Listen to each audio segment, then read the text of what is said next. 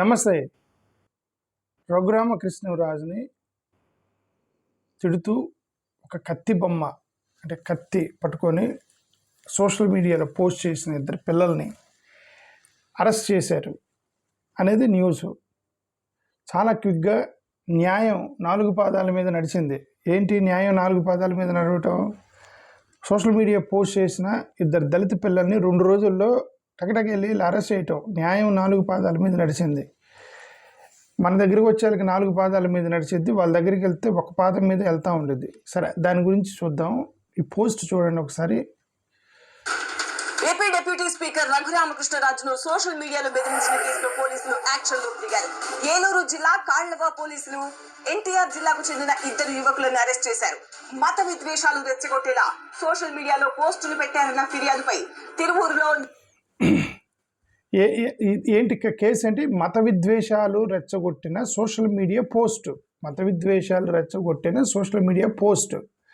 యాక్చువల్గా అతను ఆ పోస్ట్ చేసిన ఆ పిల్లోడు ఎవరైతే పోస్ట్ చేశాడో అతను ఆకువీడి గురించి మాట్లాడుతున్నాడు. ఆకువీడి మత విద్వేషం కాదు, అది కులగొడవ. అది మొత్తం మాలవులు అని చెప్పి వీళ్ళందరూ తీర్మానం చేశారు. తీర్మానం చేసి గుడి కట్టుకున్నారు. ఏంది మాలవులు ఎదురు తిరిగారని. వీళ్ళూరికే మతం అదే ఈయన కనుక ఉదయనిధి స్టాలిన్ కనుక కులాలను తీసేయండి అంటే మతం అంటున్నారు కదా వీళ్ళు. అతను ప్రతిసారి కులం అంటే ఈ ఆకువీడి కూడా అదే, మనం కులం అంటే వీళ్ళు మతం అంటున్నారు. ఆ పిల్లోడు కుల గొడవకి పెట్టినట్టున్నాడు అతను. ఓకే, సరే, ఒక కత్తి అది పట్టుకున్నాడు. కత్తి అది పట్టుకుంటే అది పెట్టొద్దురా భయ్, మీరు అలాంటివి పెట్టొద్దు. వాళ్ళ దగ్గర ఇప్పుడు మీ చేతిలో ఉన్న కత్తి యాక్చువల్గా కత్తులు కాదురా భయ్, ఓటు అనేది మీ చేతిలో ఉన్న కత్తి. ఆ కత్తి తీసుకెళ్ళి వాళ్ళకేసి ఆ తర్వాత మీరు కత్తులు పట్టుకుంటే జైల్లో నువ్వుతారు తీసుకెళ్ళి మిమ్మల్ని. నేను ఇదే సలహా ఇస్తే మొన్న మీరు చేయకండి రా భయ్ అంటే కింద కొంతమంది బూతులు తిడుతున్నారు. నీ సలహాలు మాకు అవసరం లేదు, డి ఏదో అన్నారు. ఓకే, మన దళితులే, నాకు అర్థమైంది. అలా కింద పెట్టేవాళ్ళు. ఓకే, నీ సలహాలే మాకేమవసరం లేదు, మమ్మల్ని నీ మాట అంటే మేము పిరుకోలం అయిపోతాము, మా దళిత చారిని కాపాడుకోలేము, ఎందుకు పోస్టులు పెట్టకండి రా భయ్ అని అన్నానని. ఇప్పుడు వాళ్ళిద్దరిని అరెస్ట్ చేశారు. ఈ కింద మరి వీళ్ళు ఏం చేస్తారు? మరి ఇప్పుడు వాళ్ళిద్దరిని అరెస్ట్ చేశారు కదా, కింద కామెంట్ పెట్టిన వీళ్ళు ఏం చేస్తారు? పిల్లల్ని అరెస్ట్ చేయకూడదనే కదా నేను కూడా చెప్పింది. వాళ్ళని అరెస్ట్ చేస్తారు రా భయ్. పగ ఉండాలి కానీ కనిపించకూడదు, శిక్ష వేయాలి కానీ అనిపించకూడదు అనేది ఒక సిద్ధాంతం ఉంది. పగ ఉండాలి, కనిపించకూడదు, శిక్ష వేయాలి, అనిపించకూడదు. అంటే నీ ఎదుటివాడికి నీ మీద పగున్న సంగతి నీ ముఖం మీద కనబడకూడదు. అరే వీడు పగతో వస్తున్నాడు, నువ్వు వాళ్ళు అటాక్ చేస్తారు నిన్ను, నువ్వు శిక్ష వేయాలి. శిక్ష వేసినప్పుడు శిక్ష వేసినట్టు అనిపించకూడదు వాళ్ళకి. వీళ్ళు ఏదో చేశారు, నన్ను నాకు అన్యాయం చేశారు, ఎందుకు? Because you punished, but that should not be like a punishment. చాలా స్మార్ట్గా వెళ్ళాలి. ఏంటి మీ శిక్ష వేయాలంటే ఓటు మీ చేతులు ఉంది. అది యాక్చువల్గా కత్తి. అంబేద్కర్ చెప్పాడు, ఓటు అనే కత్తి పట్టుకొని మీరు యుద్ధం చేయండి అన్నాడు అంబేద్కర్. ఆ కత్తి తీసుకెళ్ళి వాళ్ళకి ఇచ్చి నువ్వు మామూలు కత్తులు పట్టుకొని, కూరగాయలు కోసే కత్తులు పట్టుకొని కొడితే పోలీస్ స్టేషన్లో వేస్తారు. ఎందుకు? నువ్వు వేసిన ఓటుతోటి వాళ్ళ అధికారంలోకి వచ్చి పోలీస్ ఆఫీసర్లు మొత్తాన్ని దృష్టిలో పెట్టుకుని నిన్ను తీసుకెళ్ళి బొక్కలేస్తున్నారు. చాలదు. స్మార్ట్గా ఉండండి. That's what I want to say. Okay, social media post పెట్టారు, ఇద్దరిని తీసుకెళ్ళి వేశారు లోపల.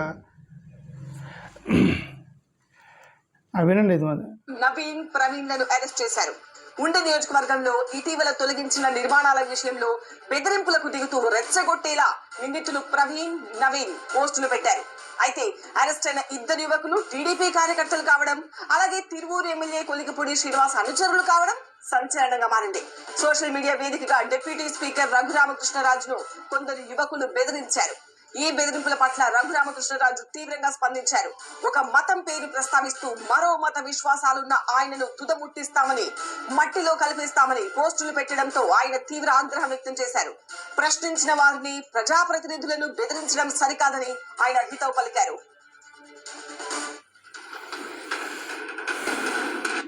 అదే సింపుల్ అండి.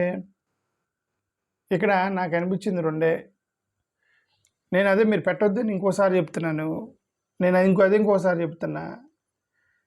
పగుండాలి కానీ ఎదుటి కనబడకూడదు నీకు పగుందని. నువ్వు శిక్ష వేయాలని ఎదుటి వాళ్ళకి అనిపించకూడదు నువ్వు ఏదో పనిష్మెంట్ ఇచ్చావని. చాలా స్మార్ట్గా మీరు వెళ్ళాలి. ఒకటేనండి, దళితులకు అన్యాయం జరిగితే ఓటేయకండి, గవర్నమెంట్లు పడిపోతాయి, రెండోసారి చేయరు. సింపుల్ అంతే. ఓటే మీ ఆయుధము. If injustice happens to you, don't vote to them again. That's simple fundamental policy. అక్కడికి ఎలక్షన్ దగ్గరికి వచ్చి ఓటు దగ్గరికి వచ్చేసరికి మీ పదునైన కత్తుల్ని తీసుకెళ్ళి వాళ్ళ చేతుల్లో పెట్టి అది వన్స్ ఫర్ 5 years, 5 సంవత్సరాలకు ఒకసారి నువ్వు ఓటేస్తావు. ఆ ఓటుతోటి వాళ్ళే చైర్లో కూర్చుంటారు. చైర్లో కూర్చొని నిన్ను కాలుతో దొక్కుతున్నారు, నిన్ను తీసుకెళ్ళి బొక్కలో నువ్వుతున్నారు. నువ్వు కూర్చొని నిజమైన కత్తులు పట్టుకొని మేము చంపేస్తాం పొడుతాం. నిజంగా చంపేవాడు పోస్ట్ పెట్టడం ఎందుకు?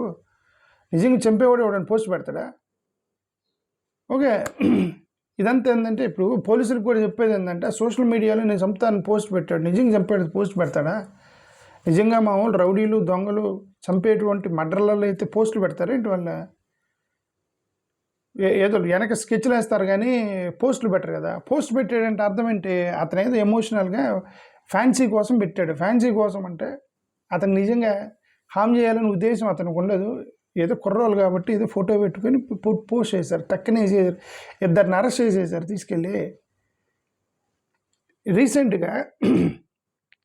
రీసెంట్గా ఐ గాట్ ఏ కాల్. నేను మీకు నా వీడియోలో పెట్టాను. ఏంటి కాల్ ఏంటి? 65 సంవత్సరాల ఒక ముసలాయన, రిటైర్డ్ టీచరు, ఎర్రగొండపాలెంలో 65 సంవత్సరాల ముసలాయన ఎర్రగొండపాలెంలో అర్ధరాత్రి వచ్చి నా చర్చి పడగొట్టారు అని చెప్పి ఆయన పోలీస్ స్టేషన్ చుట్టూ తిరిగాడు. నేను డైరెక్ట్గా లైవ్లో తీసుకొని మాట్లాడాను ఆ రిటైర్డ్ టీచర్ని. మీరు వినే ఉంటారు. డైరెక్ట్గా నా లైవ్లో మాట్లాడాడు అతను వచ్చి. ఏమని? ఎందుకంటే మిడ్ నైట్ వచ్చి నా చర్చి పడగొట్టారు, పోలీస్ స్టేషన్కి వెళ్తే మా నుంచి పైనుంచి ఒత్తిడి మేము కేసు పెట్టట్లేదు అంటే అది మత విద్వేషం కాదా? అంటే డైరెక్ట్గా యూ కొలాప్స్ చర్చ్, డైరెక్ట్గా చర్చిని పడగొట్టారు. అతను పోలీస్ స్టేషన్ చుట్టూ తిరుగుతున్నాడు కేసులు పెట్టండి అని. లేదు మాకు పైనుంచి ఒత్తిడి మేము కేసు పెట్టినా ఉన్నారు పోలీసులు. ఇతనేదో ఫ్యాన్సీగా ఫోటో తీసుకొని సోషల్ మీడియాలో పెడితే ఎత్తేసారు, ఎమ్మెల్యే చెప్పాడని. Skewed justice. నేను ఇతని మీద కేసు పెట్టొద్దని అంటే, ఎందుకంటే అతను నేను ముందే చెప్తున్నాను కదా, ఇంకోసారి చెప్తున్నా, దళితులు మీరు ఎవరు చేయకండి, అది ఓకే. చాలా స్మార్ట్గా మీరు ఉండాలి. కేసులు పెడతారు. ఇప్పుడు ఆ పిల్లల్ని ఎవరు తీసుకురావాలి బయటకు? అఫ్కోర్స్ ఎవరు ఎమ్మెల్యే అనుచరులు అంటున్నారు. మరి కొలిగిపూడి శ్రీనివాస్ తెలుగుదేశంతో గొడవ పడుతున్నాడు. ఇప్పుడు ఆయన మాట వింటారో లేదో తెలియదు. ఒకవేళ అందుకనే అరెస్ట్ చేశారేమో అది కూడా తెలియదు. ఎందుకంటే he has conflict with TDP. Koligipudi శ్రీనివాస్కి ఇప్పుడు అతను అనుసరులు అంటున్నారు, అందుకని ఎత్తేసారేమో. మళ్ళీ ఇదొక యాంగిల్, చిన్ని ప్లస్ కొలిగిపూడి శ్రీనివాస్ యాంగిల్. ఈ యాంగిల్లో కూడా అరెస్ట్ చేశారేమో. మనకు we don't know all these things behind background, but he did a mistake of posting online, arrest చేశారు. సో అండ్ నేను దాన్ని చేయొద్దనే చెప్తున్నా మన దళిత పిల్లలకి. ఒకే ఏజ్లో ఉన్నారు కదా, ఆ రిటైర్డ్ టీచరు ఒకే ఏజ్లో ఉన్నాడు, రఘురామకృష్ణరాజు గారు ఒకే ఏజ్లో ఉన్నారు. ఈయనకి ఈ స్క్యూడ్ జస్టిస్ ఎందుకు? ఈయన్ని మేము కొడతాము అని పెట్టినందుకు అరెస్ట్ చేశారు. అక్కడ డైరెక్ట్గా వెళ్ళి అర్ధరాత్రి కొట్టేశారు కదా ముసలాయింది ఇల్లుని. ఏమైంది? మళ్ళీ హింట్ ఇస్తున్నారు ఏమని? నాకే ఇలా జరిగితే పక్కోడికి నాకే ఇలా జరిగితే సోషల్ మీడియాలో మాట్లాడుతున్నారు. నాకే అంటే మీకేమైనా స్పెషల్ రాజ్యాంగం ఉందా? మీకేమైనా స్పెషల్గా పోలీస్ స్టేషన్లు ఉన్నాయా? చట్టం అందరికీ ఒకటే కదా. పోలీస్ స్టేషన్లో, రాజ్యాంగంలో రాజకీయ నాయకులకు ఒక రాజ్యాంగం, ప్లస్ కామన్ మ్యాన్ రిటైర్డ్ టీచర్కి ఒక రాజ్యాంగం లేదు కదా. ఒక ఎమ్మెల్యేకి ఒక రాజ్యాంగం, రిటైర్డ్ టీచర్కి ఒక రాజ్యాంగం లేదు కదా. Why this discriminative justice? 65 years old man roaming around the police stations for justice, and another 65 years, I don't know, maybe 50 years ఉండొచ్చేమో, నాకు రఘురామకృష్ణరాజు గారు ఏజ్ తెలీదు. More 50+ years Raghuramakrishnaraju becoming MLA, and then immediate arrest. అతను కేసు పెట్టుకుని immediate arrest. Justice skewed towards the power. Why there should be justice skewed towards the power, not the common man? మిమ్మల్ని అడుగుతున్నా. సరే పోనీ అలాగేమన్నా పవర్ని బట్టి ప్రోటోకాల్ని బట్టి వెళ్తున్నారంటే లేదు. అంబటి రాంబాబు ఇల్లుని తగలబెట్టారు. పబ్లిక్గా అంబటి రాంబాబు ఇల్లుని తగలబెట్టారు. ఎంతమందిని అరెస్ట్ చేశారు? పేర్ని నాని కారు మీద వేశారు. ఎంతమందిని అరెస్ట్ చేశారు? విశ్వరూప్ హౌస్, అక్కడ అంబేద్కర్ పేరు మీద గొడవైతే విశ్వరూప్ హౌస్ని తగలబెట్టారు. ఎంతమంది అరెస్ట్ అయ్యారు? జగన్మోహన్ రెడ్డి గారి హౌస్ ముందుకెళ్ళి కొంతమంది రాళ్ళు వేసారు మన రీసెంట్గా. జగన్ గారు ఇంటి మీద వేశారంటే రాళ్ళు తాడేపల్లిలో. ఎంతమందిని అరెస్ట్ చేశారు? బంగారప్ప హౌస్ని ఎంతమందిని అరెస్ట్ చేశారు? వీళ్ళందరూ ఇళ్ళ మీద దాడులు చేసి డైరెక్ట్గా తగలబెట్టారు. అరెస్టులు ఎందుకు? ప్రతిపక్షంలో ఉన్నారు వీళ్ళంతా. అంటే ఇంకొకటి, జస్టిస్ క్యూడ్లో మళ్ళీ ప్రతిపక్షంలో ఉన్న జస్టిస్, రూలింగ్ పక్షంలో ఉన్న జస్టిస్, ఇది ఒక జస్టిస్. ఇదంతా కూడా ఏంటంటే దీన్ని న్యాయం అంటారు, ఇది అన్యాయం అంటారు. ఇది అన్యాయం చేస్తే మీరు న్యాయ శాఖలను పెట్టుకోవడం అనవసరం. ఇవన్నీ అన్యాయ శాఖలు ఇవన్నీ కూడా. ఓకే, బండి సంజయ్ కుమారుడు 10 రోజులు పట్టింది అతని మీద వచ్చిన ఆరోపణ, పోక్సో కేసు 10 రోజులు సోషల్ మీడియాలో రచ్చ చేస్తే తెలుగు మీడియా అంటే మెయిన్ లైన్ మీడియా ఎవరో మాట్లాడకపోతే, మెయిన్ లైన్ మీడియా ఎవరో మాట్లాడలే, సోషల్ మీడియా యుద్ధం చేసింది. సోషల్ మీడియాలో యువకులు యుద్ధం చేశారు అతను అరెస్ట్ చేయనని. అరెస్ట్ చేస్తే కోర్టు చెప్పిన తర్వాత వచ్చి పోలీసులు అరెస్ట్ చేశారు. పోక్సో కేసులో ఒక నిందితుడిని 10 రోజుల తర్వాత అరెస్ట్ చేశారు. 2 రోజులు ఎత్తేసారు. సోషల్ మీడియా పోస్ట్ పెట్టినట్టు రఘురామకృష్ణరాజు ఎత్తిపెట్టి 2 రోజులు ఎత్తారు వీళ్ళిద్దరిని. నేను ఒకటే గవర్నమెంట్ని అడిగేది ఏంటంటే, which is more severe cases?